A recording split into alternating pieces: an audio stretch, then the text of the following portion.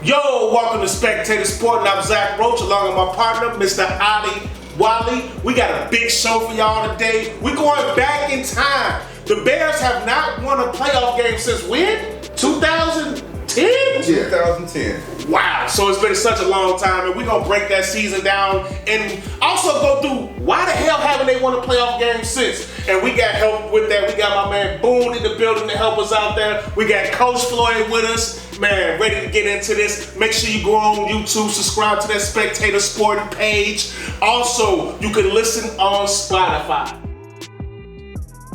Now let's talk about the last team that won a playoff game in Chicago, 2010. Jay Cutler and company.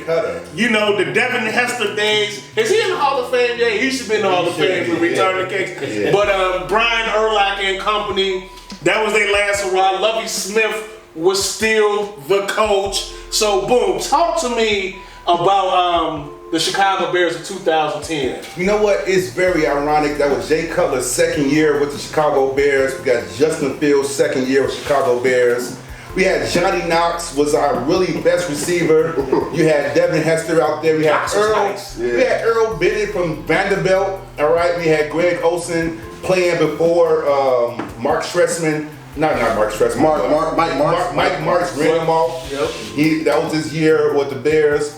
And the defense was the whole situation. That was the weakest. I went back there, saw games, I saw regular season games, saw playoff games. That was the weakest O-line. It was sad. The way they was knocking Jay Cutler head off over and over again, having speeding up, having making mistakes, having looking bad. The receivers were small.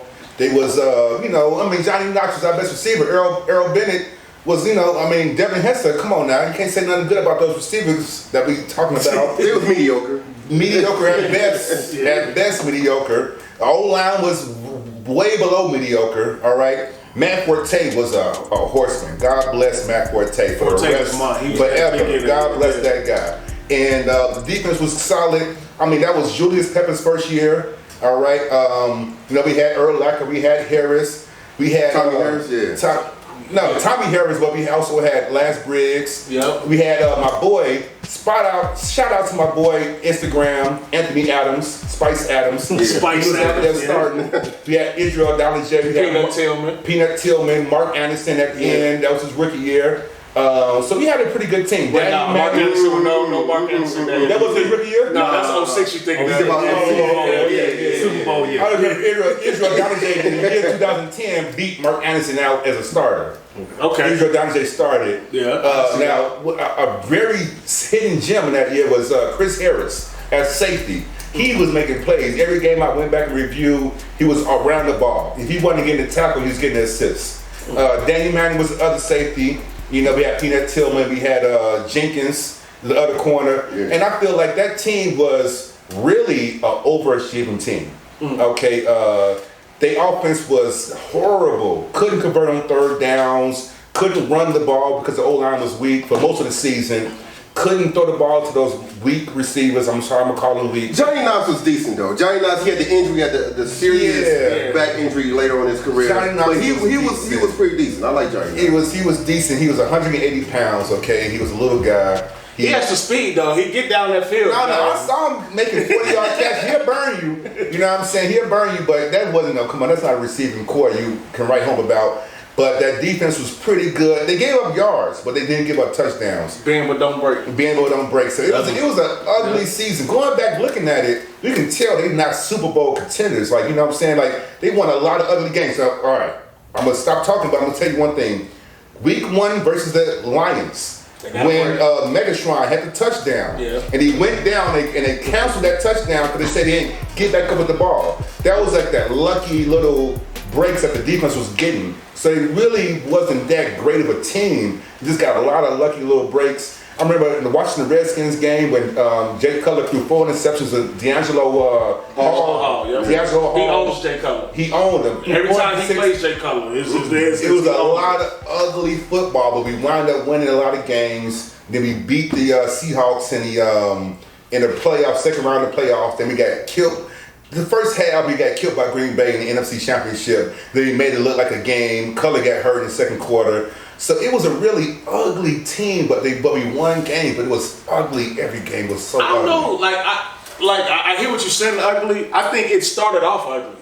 It started off real ugly. It started off real ugly, but I think the breaking point of that season, correct me if I'm wrong, was when they played the Giants on Monday Night Football, and the Giants had an ultimate sack fest. Oh yeah, that was the big. Yeah. And then I think that's when Mike Martz went and changed the offense and made it short pass and run the ball. And from there on, I thought they played pretty efficient football offense through the rest of that season. They did their best. That was Julius Pepper's first season. Yeah. He didn't really kill like you think. You know what I'm saying? Julius Pepper's first season, he made the Pro Bowl, but I didn't really feel like his stats popped out to me through the games. And you know what? Yeah, he got more efficient. Mike Martz, that was Mike Martz's first season with the Bears too. Yeah. Jay Cutler's second season, Mike Martz's first season, and he had to adjust. You know what I mean? So it took a little while for the O-line to get solidified too. The O-line was a bunch of turnstiles until later on this season. So it was just ugly to me. So you two just said something that was very important, that later we came to find out that Mike Tice and Mike Martz did not get along. Yeah. So you're talking about the offensive line, you're talking about the drop steps. So it was a lot of turmoil going on with inside the building. Their reports later on came out and said that them two probably still don't like each other today. Right. They ain't like each other. Nah. I mean, think about Jamarcus Webb starting that tackle. You know what I mean? It was just a real ugly, rough. That was Olin Cruz won his last season with the Bears. He was still pretty good, but you know, it was an ugly team. But they was 11-5. They finished 11-5 that season, though, right? Yeah. 11-5. So I mean, they won the division. They won the division. Yeah. Had a first round bye. They actually won. Cutler had a great playoff game against Seattle. And the Bears defense came through. You talk about, the defense was great. They was up 28-0 against Seattle in the third quarter, and then against the Green Bay Packers. In the NFC Championship game, I believe the Packers only converted like 2 or 3 third downs in that game. You know what I'm saying? It was they made Matt Hasselbeck look bad. Yeah. And they made Aaron Rodgers. Aaron Rodgers did not have a great game. He did not have a great game against. He had a first half. Remember when Aaron Rodgers made the biggest play of the NFC Championship game when he tackled Urlacher. Yeah. That was the biggest play because Urlacher had that pick. And if Aaron Rodgers do not make that tackle, the Bears, this might be a whole different tune. The Bears might have went to the Super Bowl. And then the Green Bay kept getting real good field position because Jay Cutler threw a couple of interceptions in that game. Okay, they wasn't helping out the Bears defense. The Bears defense was solid. I ain't saying nothing bad about the 2010. So you had Tommy Harris out there, you know, which was great. You know,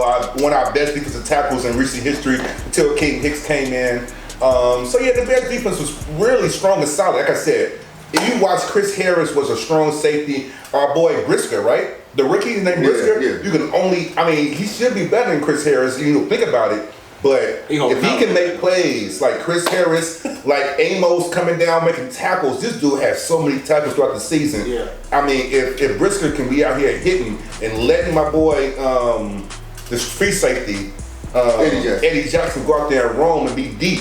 I mean, it could be nice, but there was no weaknesses on that Bears 2010 defense. They was solid. That was a really good defense. It was a real solid defense. The linebackers was solid. They might not have been the best defense. They had the Hawaiian guy, and they had Roach. Also, was a linebacker. Nick Roach was a linebacker. Was he still on that team? He was there. Nick Roach is out there.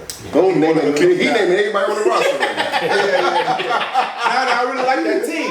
I really like that team. I like those players. Anytime you got Lance Briggs and Brian Urlacher, Briggs at the wheel, Urlacher, that's gonna make up for a lot of speed, a lot of those. So one too many bad combination defenses with Urlacher and Briggs. And Chris Harris out there too. Chris Harris was a beast. I mean, go get that man his roses, man. Chris Harris was killing out there, yeah. So, you know, but the playoff drought from here until then is all based off not giving Cutler what he needed to succeed. Cutler was he could have worked with something. I mean, we got Brandon Marshall and I was tired of Marshall. Jeffrey. I was tired of Marshall. Martellus Bennett. I was tired of Marshall about the third year he was here, though. I ain't gonna lie. Yeah. No O-line, no real receivers, so Cutler was struggling. And, you know, he was shell-shocked from all the hits he got leading up to try to get him some real help around him. So I think the quarterback is the reason why we had a big, long drought, which is, of course, you know what I mean? But the O-line is the real reason because you didn't have to give him Jay Cutler protection, you didn't get no receivers. Yeah, you had Devin Hester being your the highest paid receiver. Come on, Devin Hester's not a receiver. So it was all bad news, giving Cutler peanuts to work with instead of something he can do something with. Coach, talk to me about this 11-year drought the Bears have went through. The 11-year drought, our Chicago Bears. First thing, when we could talk about reasons, Boone talked about not giving weapons or whatever. I think it needs to go a lot higher than the coach. I think it needs to go a lot higher than the players. I think it needs to go a lot higher than the GMs. The Chicago Bears structure is just messed up, and I don't see us winning. I see the drought going for a very long time. Number one name I is going to come to is Ted Phillips. Been in that position since 1999. Yeah, 1999. I don't know. I know McCaskey won't get fired. That's their team. Right. But I don't know what he got on them. He must got some naked pictures. He must have something. But this man cannot lose his job. Now, I do realize Ted Phillips is an excellent businessman. Yeah. But he has no clue about football. No, you got. And so, because he doesn't have any clue about football, our organization is doomed. Yep. And the number one recipe for success, if you look at any team in the NFL over the last years, is the GM has to be on the same page with the head coach, and these two have to be on the same page with the quarterback. Yep. And if you look since 2011, we haven't had that. Nope. We have not had that but 1 year, and that's 2018. Whereas 2018, where Ryan Pace chose Matt Nagy, chose Mitch Trubisky. Yep. That was the only year. But if you even go back to Jerry Angelo, who was the GM at the time, he ended up getting fired a year later. Yeah. He signed Jay Cutler. Yeah, right. So Phil Emery inherited Lovie Smith. Phil Emery inherited Jay Cutler. Yeah. Okay, so now Lovie Smith has a 10-6 season, didn't make the playoffs, he gotta go. Yeah. All right, so he goes to get his own.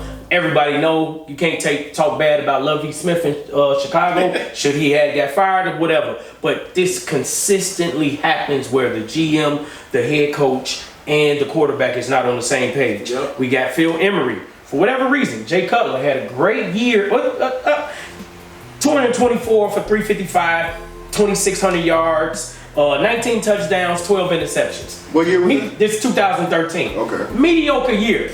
For some odd reason, Phil Emery says, let's go sign Jay Cutler to a 7-year contract. Mm-hmm. Just consistently moves that's like, first of all, this ain't even your quarterback. Yep. But some type of way you believe in this guy. Yep. Okay, Jay Cutler. So then Phil Emery go get Mark Trestman. We know how that goes. So as you go down the lines, it's just consistently just bad GM moves. Ryan Pace comes in. As Ryan Pace comes in, they hire a firm to hire Ryan Pace. Yep. But then they got this arranged marriage that John Fox comes in. Ryan Pace comes and say, hey, John Fox is not even my coach. But now they working together and they don't even believe in each other. Yeah. So Ryan Pace drafts Mitch Trubisky. Yep. Mm-hmm. John Fox says, I didn't even know he was going to get drafted. So it's just consistent, just structural damage that we have through this organization. Yeah. Ryan Pace, John Fox, Mitch Trubisky's not on the same page. Okay, Ryan Pace says, we got to get rid of him. I'll go get my own guy. 2018 happened.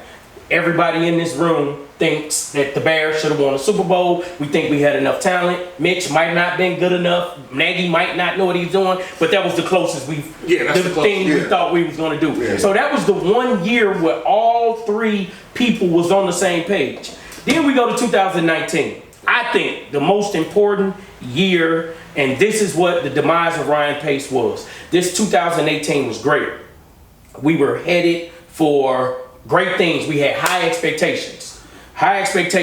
And all offseason, all you want to talk about is Cody Parkey. Yep. They didn't want to fix the offensive line. Right. Didn't want to fix anything. Yeah. We thought we were this organization failure because Ryan Pace has nobody to report to. He reporting to Ted Phillips, and the organizational failure is we're one kicker away. That was so dumb. We're one kicker away, and this year was so important. This year was so important that all we needed to do, Ryan Pace came out and said, we know our offensive line is struggling. He go to the draft, he doesn't draft. David Montgomery was a great pickup, but he doesn't address the offensive line. Ryan Pace, for 7 years, I think he was our GM, talked about consistently.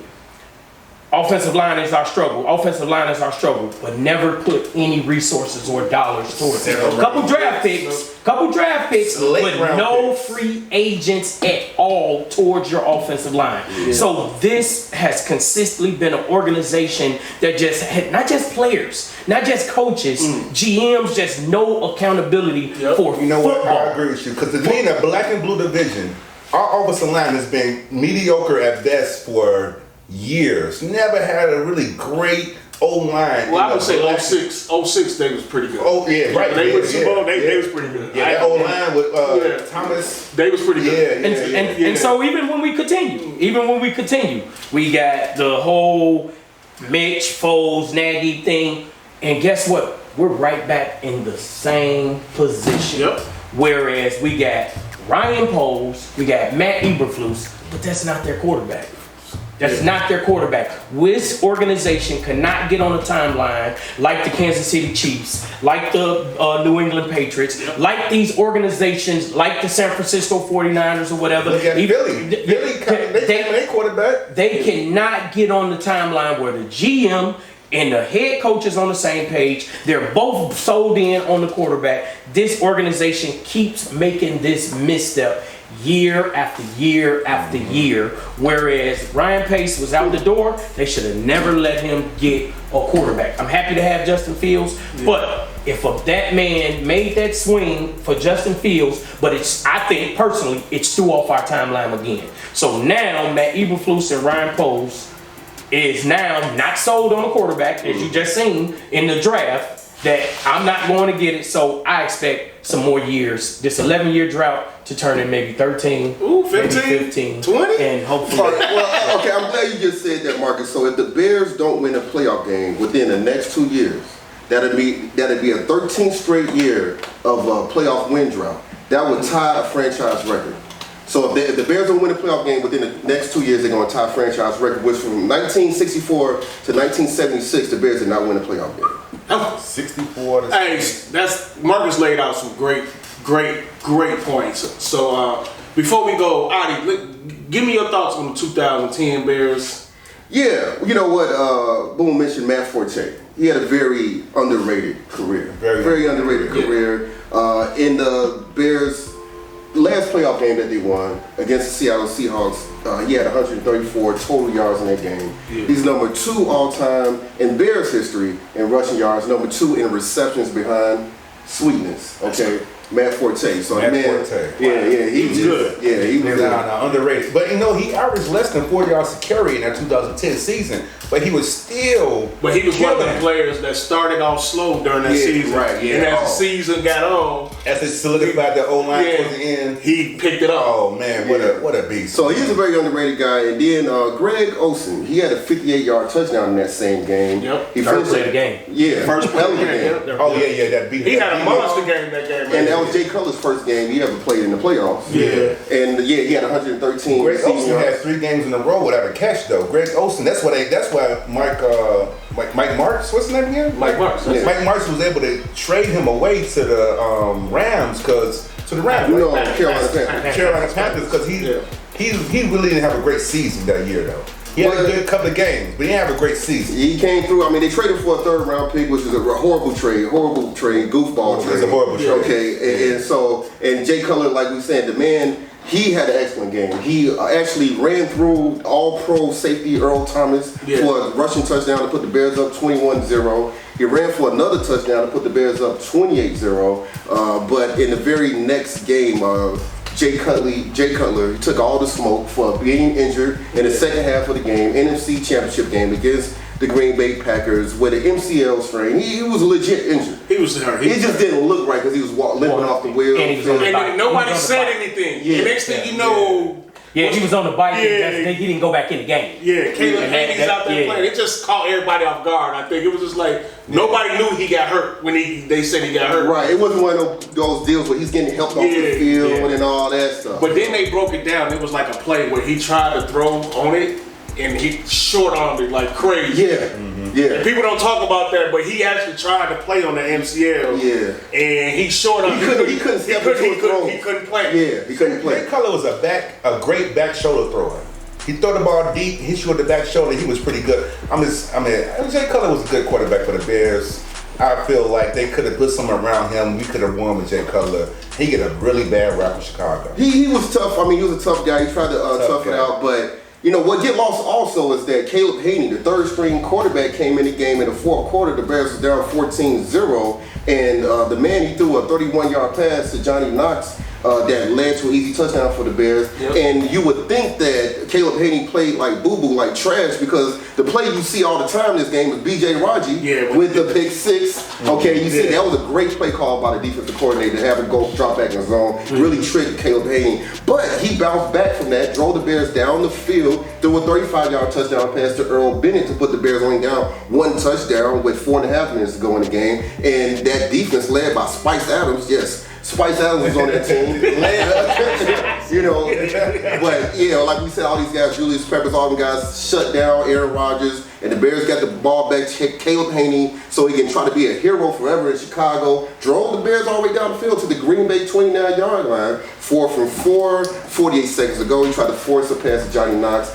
in double coverage, intercepted by Sam Shields. Game over, Bears lose by a touchdown, but that game, it was a pretty good game in the second half. You remember, it was now Mike Martz, I said that was the best season that Cutler had. Mike Martz called one of the dumbest play calls when the Bears was trying to come tie the game, when he called like a reverse. Yes. He didn't even go to Devin Hester. I believe that was Earl Bennett that got I remember that. The Bears, instead of just giving it was 3rd and 1. Instead of just giving the ball to your horse, who's running, you know. So it was a couple things that went bad. And also, don't forget, week 17 of that season, remember what happened? They tried to knock the Packers out the playoffs. And they lost. And Jay Cutler got sacked 6 times that game. On what Boone talking about getting sacked all the time. He got sacked 6 times that game, and he had a 43 quarterback rating. And he threw a couple of interceptions. He threw the game-losing interception, trying to throw it to Devin Hester in the red zone, and the Bears lost that game by a touchdown. So if they would have eliminated Green Bay in week 17, they wouldn't have to worry about going against them in the NFC Championship. Yeah, I'm gonna tell you what the best Bears opportunity since that 2010 season was the very next season. 2011 was the very next season.